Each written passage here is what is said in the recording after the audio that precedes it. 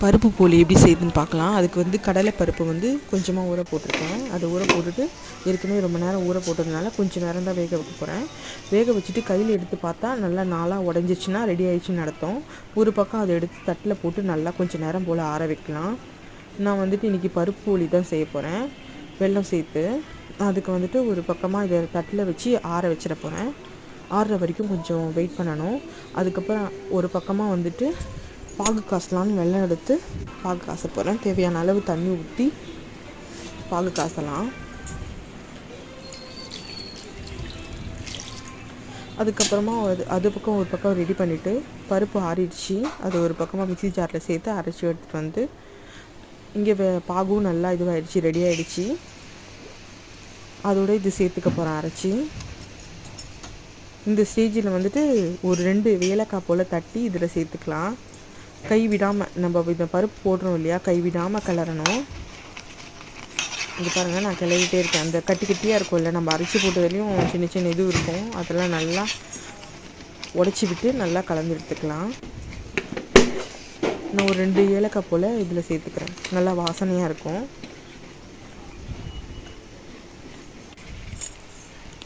கொஞ்சமாக நெய் சேர்த்துக்கிறேன் கடைசியில். இந்த அளவுக்கு கட்டியான பிறகு ஸ்டவ் ஆஃப் பண்ணிவிட்டு கொஞ்சம் நேரம் இதை ஆறட்டும்.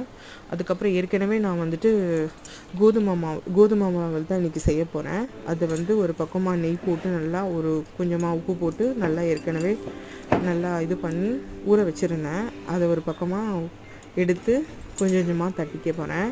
நம்ம ரெடி பண்ணி வச்சுருந்தோம் இல்லையா, அதை வந்துட்டு உருண்டையாக பிடிச்சி வச்சுக்கிட்டேன்.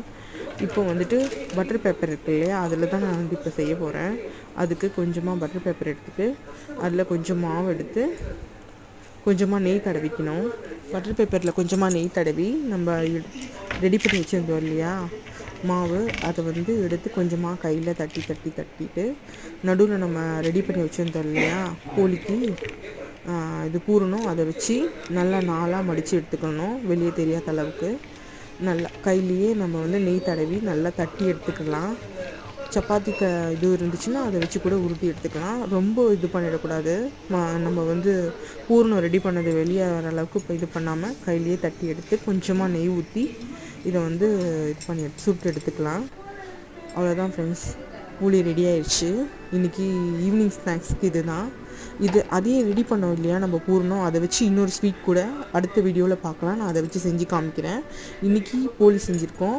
நாளைக்கு அடுத்த ஸ்வீட் வந்து நான் கண்டிப்பாக செஞ்சு அடுத்த வீடியோவில் போடுறேன் ஃப்ரெண்ட்ஸ். ஓகே ஃப்ரெண்ட்ஸ், பாய்.